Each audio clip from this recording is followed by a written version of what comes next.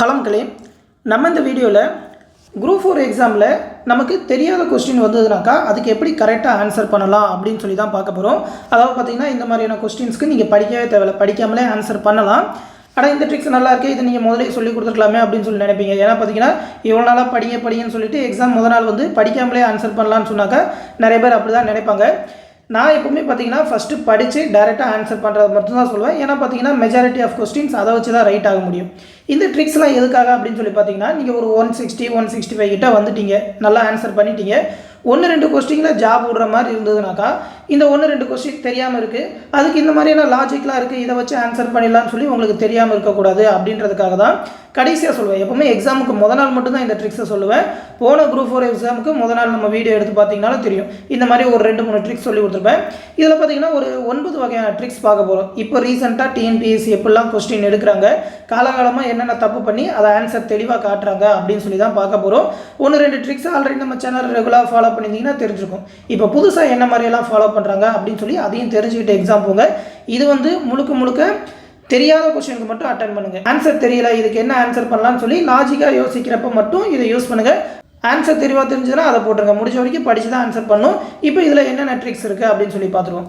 First பார்த்தீங்கன்னா மெஜாரிட்டியாக win பண்ணும், majority தான் ஆட்சி அமைக்கும், எல்லாருக்குமே தெரியும். அதே மாதிரி மெஜாரிட்டியாக என்ன ஆன்சர் இருக்குது அப்படின்னு சொல்லி பார்க்கலாம்.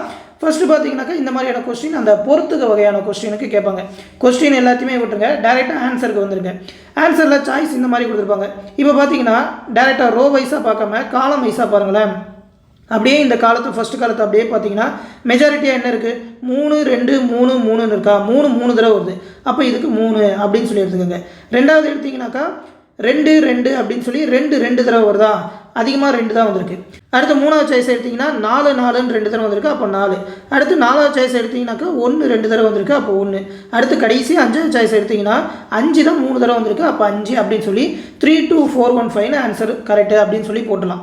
ஓகேவா? உங்களுக்கு ஆன்சர் கரெக்டாக இல்லாததும் 2 தடவை கிட்ட மேட்ச் ஆகும்.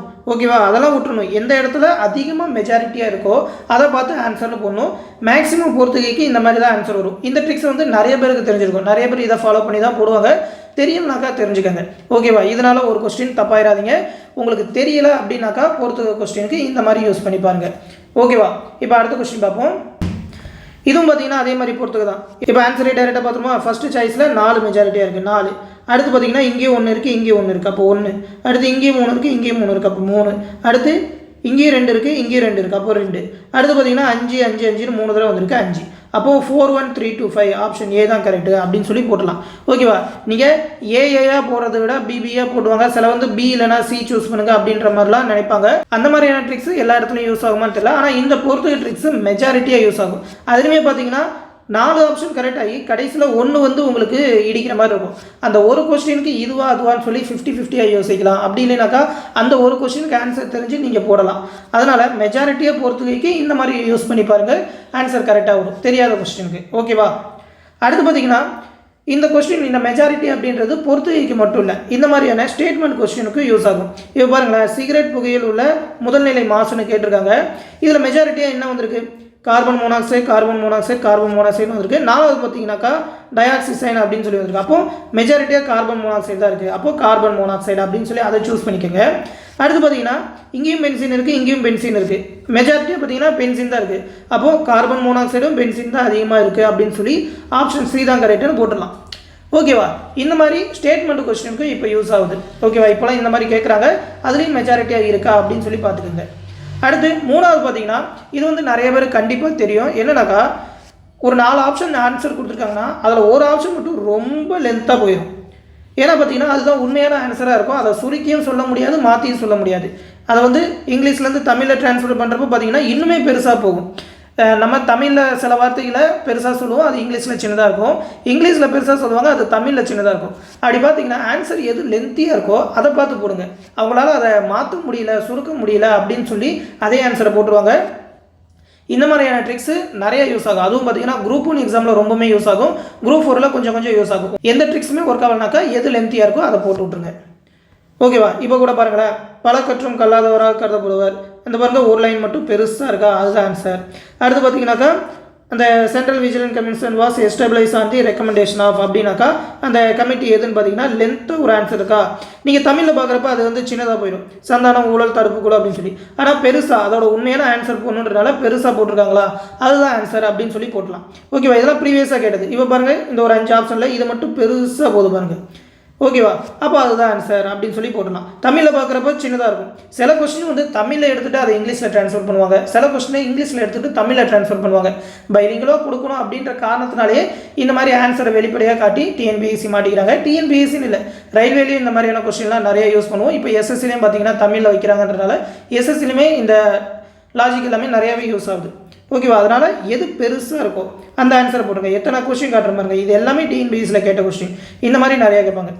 அடுத்து பார்த்தீங்கன்னா 4வது ட்ரிக்ஸ் என்னன்னாக்கா, தமிழ் டு இங்கிலீஷ் டிரான்ஸ்லேட் பண்ண முடியாமல், ஓகேவா, சில விஷயத்தை இங்கிலீஷ் டு தமிழ் டிரான்ஸ்லேட் பண்ண முடியாமல் அப்படியே இங்கிலீஷ் வார்த்தையே கொடுத்துருவாங்க.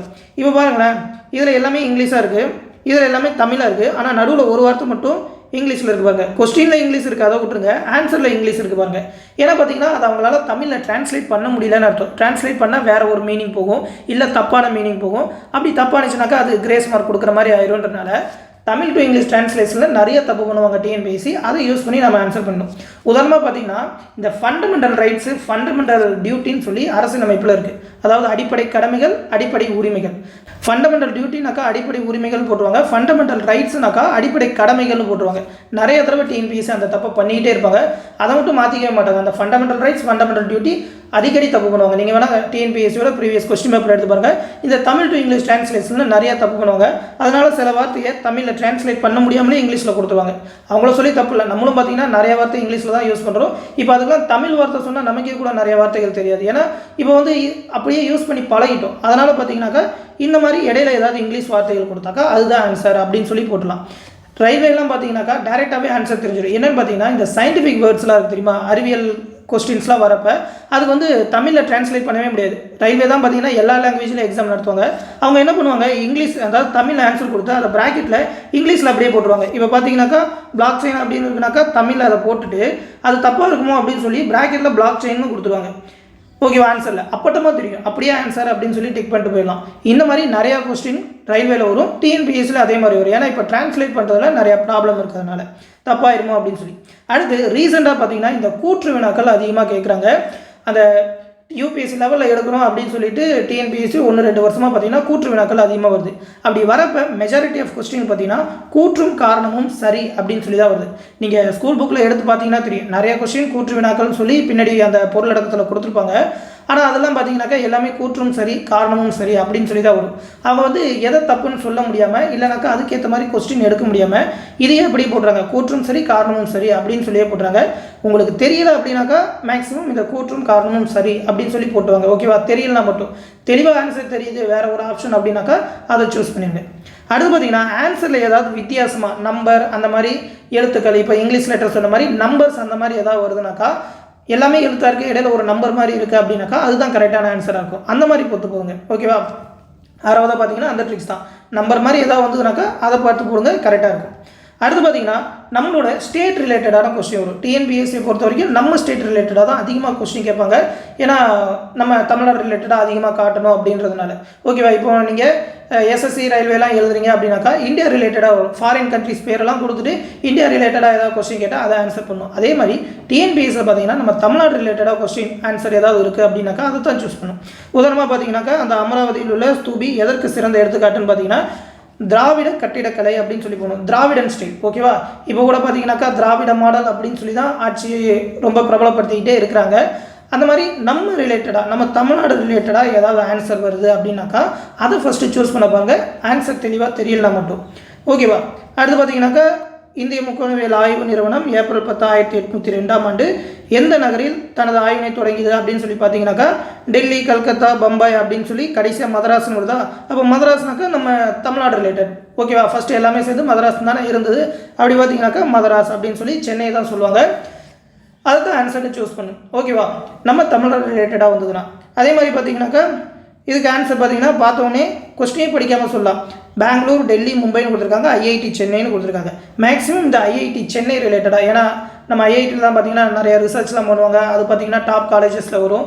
இந்த மாதிரி தமிழ்நாடு ரிலேட்டடாக வரப்போ ஐஐடி சென்னையை சூஸ் பண்ணுங்கள் டிஎன்பிஎஸ்சிக்கு. ஓகேவா? நம்மளோட கரண்ட் அஃபேர் நிறையா கொடுத்துருப்பேன். Current affair last 1 year current affair கொடுத்துருப்போம். அதில் பார்த்தீங்கன்னா இந்த ஐஐடி சென்னை ரிலேட்டடாக எந்த கரண்ட் அஃபேர் வந்திருந்தாலும் அதில் கொடுத்துருப்போம். ஏன்னா பார்த்தீங்கன்னா அந்த கொஸ்டின் அதிகமாக வரும். நம்ம தமிழ்நாடு ரிலேட்டடாக இதை கண்டுபிடிச்சாங்க, இந்த மாதிரி சிறப்பாக செஞ்சாங்க அப்படின்னு சொல்கிறப்ப அதை மாதிரியான கொஸ்டின் நிறையா வரும். உதாரணமாக பார்த்தீங்கன்னாக்கா இப்போ ஸ்போர்ட்ஸ் நியூஸ்னு எடுத்திங்கனாக்கா கண்டிப்பாக பிரக்யானந்தா பற்றி ஒரு கொஸ்டின் இந்த தடவை எதிர்பார்க்கலாம். ஓகேவா? நம்மளோட செஸ் பிளேயர் ரொம்ப பிரபலம் அப்படின்றப்ப பிரக்யானந்தா பற்றி நாளைக்கு ஒரு கொஸ்டின் வந்தாக்கா ஆச்சரியப்படுறதுக்கே இல்லை. அதே மாதிரி சந்திராயன் ரிலேட்டடாக ஒரு கொஸ்டின் வரும். அது வந்து இந்தியாவுக்கு ஒரு ப்ரௌடான மூமெண்ட் அப்படின்றனால அந்த மாதிரியான கொஸ்டின்லாம் வரும். அதெல்லாம் கொஞ்சம் நம்ம ஸ்டைலில் நமக்கு ஏற்ற மாதிரி நம்ம ஊருக்கு ஏற்ற மாதிரியான கொஸ்டின் இருந்ததுன்னா அதோட ஆன்சரை சூஸ் பண்ணுங்கள். அடுத்து பார்த்தீங்கன்னா ரீசெண்ட் டைமில் அந்த கூற்று வினா மாதிரி இந்த மாதிரி நிறையா கொஸ்டின் கொடுத்துட்டு எதெல்லாம் கரெக்டு அப்படின்னு சொல்லி இந்த மாதிரி நிறைய ஆப்ஷன் வச்சு கேட்குறாங்க. இதெல்லாம் பார்த்தீங்கன்னா யூபிஎஸ்சியில் தான் ஃபஸ்ட்டு கேட்டுருந்தாங்க. ஒரு 2 வருஷமாக பார்த்தீங்கன்னா டிஎன்பிஎஸ்சி அந்த மாதிரி மாறிட்டாங்க. எப்படி கொஸ்டின் எடுக்குன்னு தெரியாமல் இந்த மாதிரி வந்தது அப்படின்னாக்கா இப்போலாம் அதில் என்ன மாதிரியான ஆன்சர் சூஸ் பண்ணுறாங்கன்னா ஃபுல்லாக லென்த்தாக கொடுத்துட்டு சின்ன ஆன்சராக ஏதாவது இருந்ததுன்னா இப்போ பாருங்கள் 1 2 3 4 1 2 3 1 2 4 1 4 கொடுத்துருக்கா.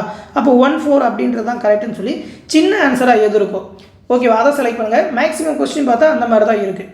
அவங்க நிறைய ஆன்சர் கரெக்டாக கொடுக்க முடியாமல் அதில் ஏதாவது தப்பு காட்டணும் நிறையா தப்பு போட்டுட்டு இந்த மாதிரி சின்னதாக கொடுக்குறாங்க. மேக்ஸிமம் கொஸ்டின் அந்த மாதிரி வருது. அதையும் கொஞ்சம் பார்த்துக்கோங்க. இந்த மாதிரி வந்தால் சின்னதாக இருக்குது. இப்போ பார்த்தீங்கன்னா இதுக்கு பார்த்தோன்னே சொல்லலாம் 1 4 ஓகேவா? அதே கொஸ்டின் தான், சாரி அதே மாதிரி சின்னதாக இருந்ததுனாக்கா அதை ஆன்சராக போடுங்க.